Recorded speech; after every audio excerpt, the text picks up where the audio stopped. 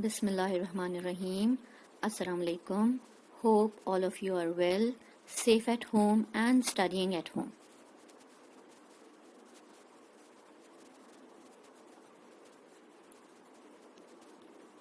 In this slide, you can see the table of content for today's lesson. This will be the last lesson for chapter number 4, that is data communication. Let's begin today's lesson with the recap of the previous lesson. The topic was chapter number 4, data communication. In the previous lesson, it was explained how data transmission works, and we identified its types that were guided media and the unguided media, described guided media and its types that are twisted pair, coaxial and fiber optics cable, described unguided media and its types that are radio waves, microwaves, infrared, Bluetooth and satellite, and identified daily life application of each unguided media, differentiated between guided medium and unguided medium, and discussed the reasons why guided communication medium is more reliable than the unguided communication medium.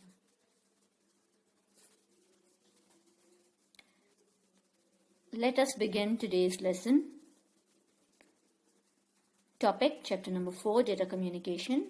The subtopics are communication devices and communication terminologies.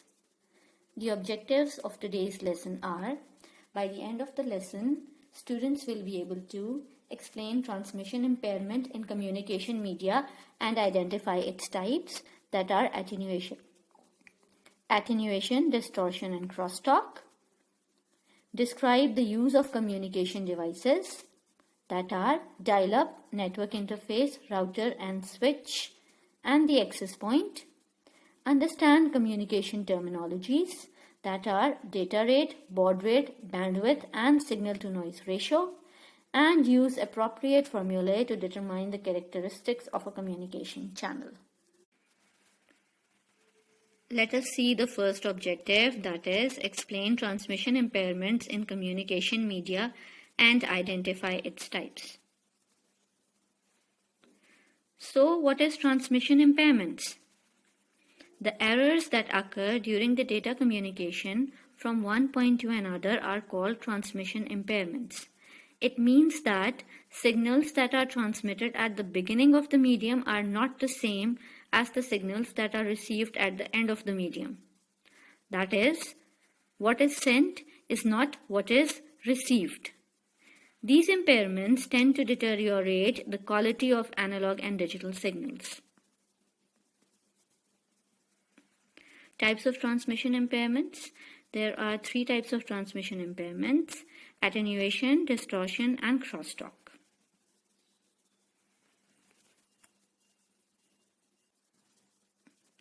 Attenuation means the fall of the signal, or you can say that this term refers to any reduction in the strength of a signal. It occurs with any type of signal, whether digital or analog. Sometimes called loss, attenuation is a natural consequence of signal transmission over long distances. The strength of signal decreases or falls with increasing distance, which causes loss of energy in overcoming resistance of medium. This is also known as attenuated signal. If the attenuation is too much, the receiver may not be able to detect the signal at all. Causes of attenuation can be noise, extra noise on networks like radio frequencies, electrical currents, and wire leakage may interfere with the signal and cause attenuation. Physical surroundings, travel distance. Let us see a diagram to have more understanding of attenuation. In this figure, you can see a signal is being transmitted by a device on a long distance. And when the signal waves face the attenuation, the strength of the signal falls, as you can see in the second figure. That is the attenuated signal. The problem of attenuation can be handled by amplification. Amplification means a process to increase signal strength by means of amplitude. It is the process of adding power to the existing signal or wave without distorting the signal or wave shape. The power can be either added by voltage amplification or current amplification or both simultaneously. An amplifier is used to amplify the attenuated signal which gives the original signal back. It is an electronic device that increases the voltage, current, or power of a signal. Amplifiers are used in wireless communications and broadcasting and in audio equipment of all kinds. The most frequently used device for power amplification is the bipolar transistor. Let us have a better understanding of application by seeing this diagram. In the figure, you can see that the original signal is being transmitted from the transmission media by sender at point 1. The original signal faces attenuation at point 2 and the strength of signal falls. When the attenuated signal passes through an amplifier, the amplifier strengthens the signal and solves the problem of attenuation. The signal then received by the receiver at point 3 will be the same as the original signal at point 1. Distortion. It causes change in the shape of the signal. Distortion is a term used to describe an interruption of transmitting signals that cause an unclear reception. It is commonly found in sound generated or received by a computer, video or display signals, and data cables such as network cables. In communication and electronics, it means the alteration of the waveform. The waveform changes when a signal faces distortion. Alteration of the waveform of an information-bearing signal, such as an audio signal representing sound or a video signal representing images in an electronic device or communication channel. This is generally seen in composite signals with different frequencies. Each frequency component has its own propagation speed traveling through a medium. Every component arrives at different time, which leads to delay distortion. Therefore, they have different phases at receiver end from what they had at the sender's end. Let us see a diagram to have better understanding of distortion. In the figure, you can see how the shape of the original signal, that is the input signal, has been changed by distortion. In the second diagram, you can see that the transmitted pulse is a digital signal transmitted by a communication device, and after it faces distortion, how the shape of the signal changes at the received pulse. The last one is the crosstalk. Crosstalk is a type of noise or interference that occurs when signal transmission on one cable or circuit interferes with another cable. It usually occurs as a result of some undesired coupling of the two cables or circuits. The closer the wires are, the more likely crosstalk is to occur. As signal is transmitted through a wire, undesired signals enter the path of the transmitted signal due to electromagnetic radiation. Sometimes user can hear another conversation in the background when talking on the phone. When crosstalk occurs, it is difficult to transmit data over a network, or the network card receives lots of lost packets. It occurs in wired guided medium. Crosstalk is a significant issue in structured cabling, audio electronics, integrated circuit, design, wireless communication, and other communication systems. The second objective, describe the use of communication devices that are dial-up modem, network interface card, router, switch, and the access point. What are communication devices? A communication device is a hardware that is used for transmission of information from one device to another between computers and other devices. Here you can see some communication devices: the network interface card, the wireless network interface card, the network access point, and the modem. The following communication devices are commonly used in computer networks and data communication systems: dial-up modem, network interface card, router, switch, and access point. Dial-up modem provides internet connection through telephone lines. The word modem comes from modulation and demodulation. So it means modem has to perform two tasks: modulation and demodulation of the signals. Modems are computer hardware typically used to transmit digital data over phone lines. It is a device that converts digital data signals into analog signals suitable for transmission on an analog telecommunication circuits. This process is known as modulation. The conversion of digital signals into analog signals is the process of modulation, while the conversion of analog signals into the digital signals is the process of demodulation. Maximum speed of a dial-up modem is 56 kilobits per second, which is very slow. You can also see the diagram of a modem in this slide. The modem is being replaced by faster devices such as DSL. Now let us see how a dial-up modem works. In this diagram, you can see the process of modulation and demodulation. You can see a terminal, two modems, a phone line, and a computer in this diagram. Modems always work in pair.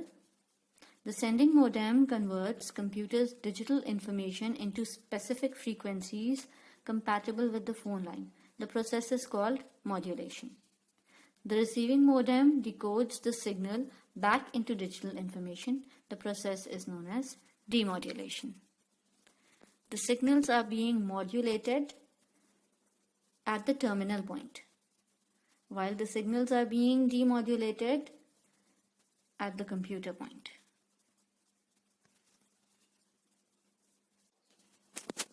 Network interface card. A network interface card, or NIC, is a hardware component without which a computer cannot be connected over a network. It is a circuit board installed in a computer that provides a dedicated network connection. NIC is a computer expansion card for connecting to a network, for example, a home network or the internet. NIC controls the wired and wireless connections of a computer to exchange information with other computers and the internet. In a desktop computer, the network card is often located near the USB ports on the back if it is an onboard version. If it is a separate network card not onboard, it usually is located at the back of the computer near the bottom, taking up a PCI slot. You can see the diagram of a network interface card. It contains a PCI connector as well as an Ethernet port. Now let us see how a network interface card, NIC, works. An NIC can be found on a PC and in servers, and the NIC will connect the PC and the server with Ethernet. A computer or a device on a network can be reached by its MAC, Media Access Control, through NIC card. Every Ethernet network card has a serial number called MAC, which is stored in ROM carried on a card. The MACs on the network are used to direct traffic between the computers. Router is a communication device that is used when two or more networks have to be connected for communication.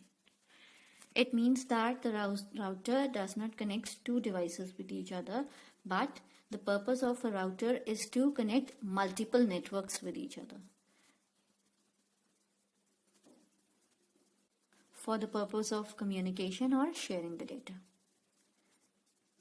A router sends information from one network to another by selecting the best pathway available. There are two types of routers, a wired and a wireless router. They work on network address called the IP address.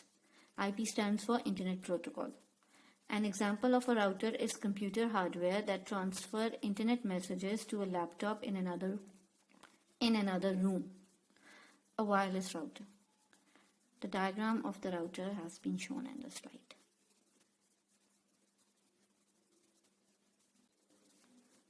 How does a router works? In the first diagram, you can see that a router is capturing the signals from the open space and are transferring those signals to both the laptops and the cell phone.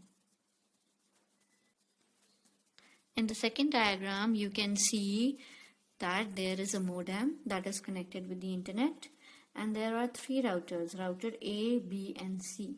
All the three routers are capturing the signals that are transmitted from the modem, and then the routers are transferring or transmitting those signals to the other devices. To put it simply, a router connects devices within a network by forwarding data packets between them. This data can be sent between devices or from devices to the internet. The router does this by assigning a local IP address to each of the devices on the network. Switch. A network switch is a hardware device that channels incoming data from multiple input ports to a specific output port that will take it toward its intended destination. It means that the incoming data from multiple input ports will only go towards its intended destination and will ignore the other ports. A switch is used in a wired network to connect to other devices using Ethernet cables. The switch allows each connected device to talk to the others or to communicate with the others. Switches come in a variety of shapes and sizes depending on the action used to activate them, such as pushing, pulling, pressing, blinking or squeezing. Switches also vary in their color and aesthetics. The diagram of a switch is shown in this slide. As you can see, there are a lot of ports in the switches to connect a large number of devices to it. Now let us see how a switch works. In the first diagram, you can see that there are multiple devices connected with the switch with the help of the ports. In the second diagram, you can see the data transmission process of a switch. The data from one device or node will be sent to the switch. The switch will transfer the data received from sender node only to the receiving device or node that is destined to collect that data. And it will ignore all the other nodes. The other nodes will not receive the data. As you can see in the diagram, the data sent by node 1 to the switch is only forwarded or transmitted to the destination node, that is the last node.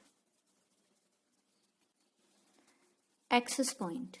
It is used for wireless communication.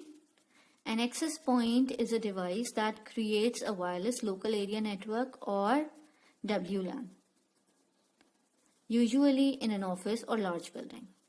An access point connects to a wired router, switch or hub via an Ethernet cable and projects a Wi-Fi signal to a destined area.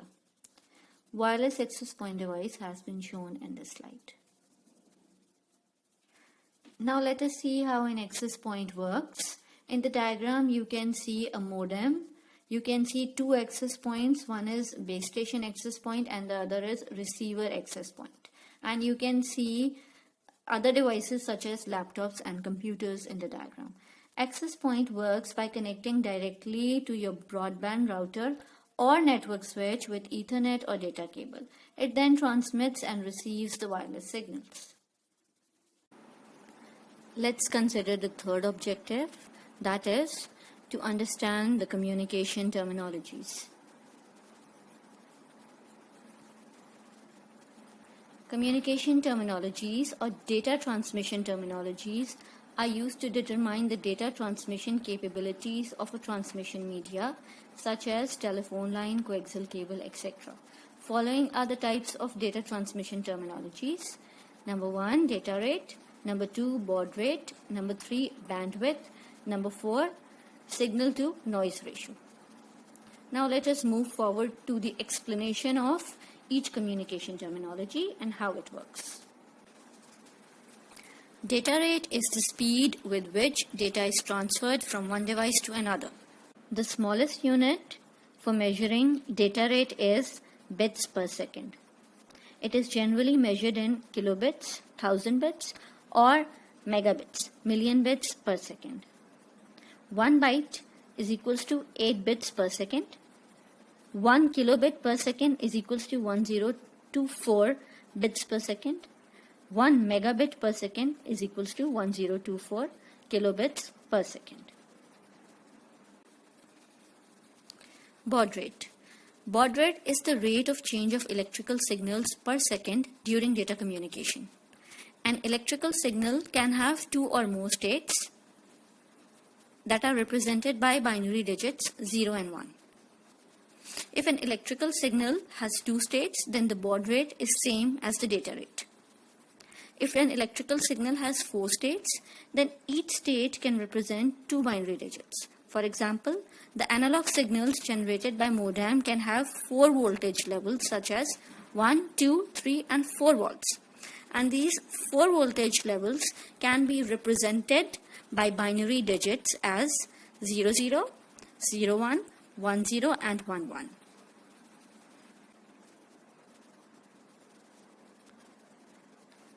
Bandwidth means the amount of data that can be sent from one point to another in a certain period of time. It describes the overall data transmission capacity of a medium. It measures how much data can be sent over a specific connection in a given amount of time. Bandwidth is measured in bits per second. For example, a gigabit Ethernet connection has a bandwidth of 1000 Mbps.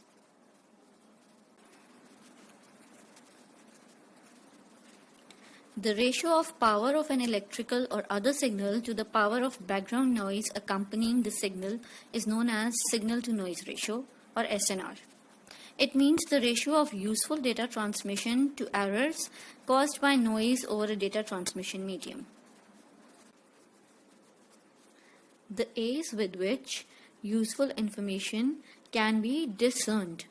It means can be distinguished, determined, separated, or extracted in the context of much noise talk or addition of undesired data is signal to noise ratio. It defines the data transmission quality of a communication medium. If a transmission line has signal to noise ratio higher than 1:1, that means more signal transmission than noise.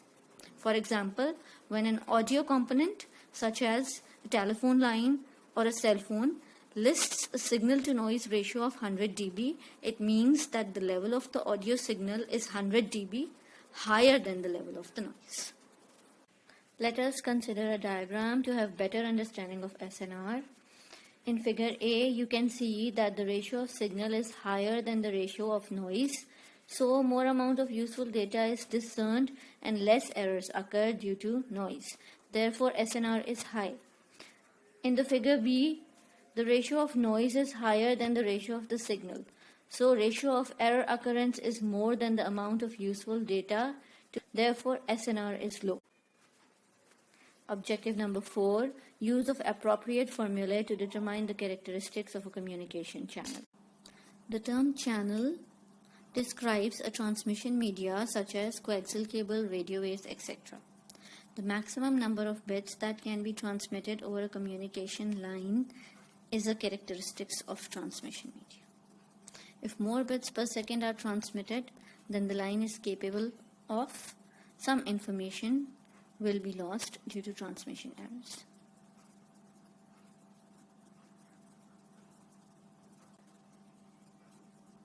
As the capacity of the line is lesser than the bits that have to be transmitted through the line, so there will be some data loss.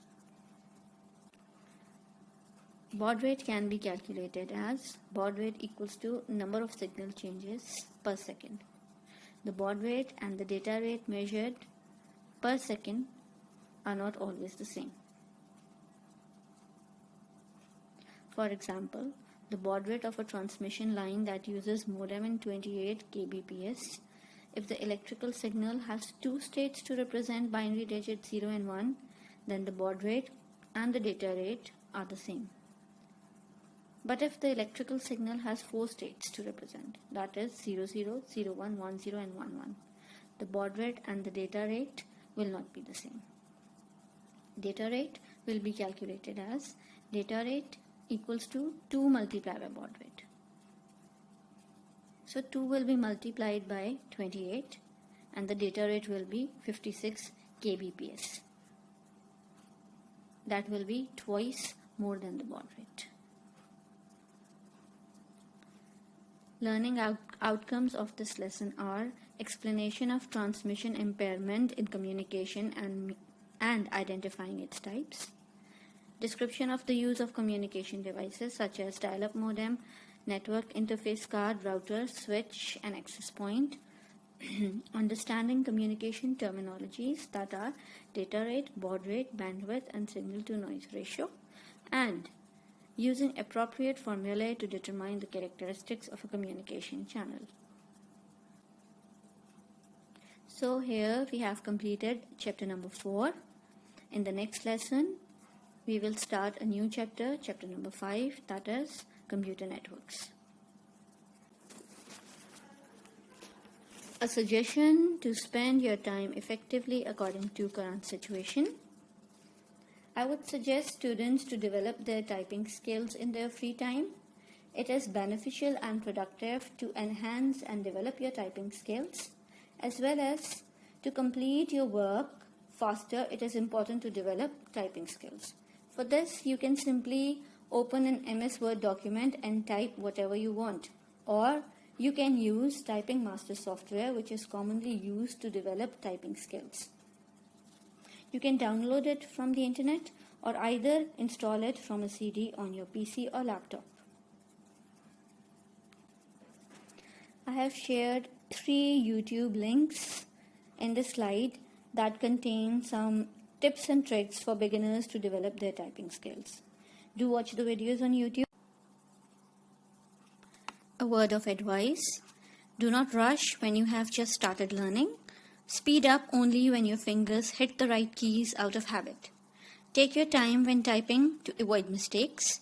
You will pick up speed as you progress. When it comes to any skill, the most important thing to remember is to practice. This is all for today. Stay home, stay safe, have a blessed and prosperous Ramzan. Take care. Fi aman Allah.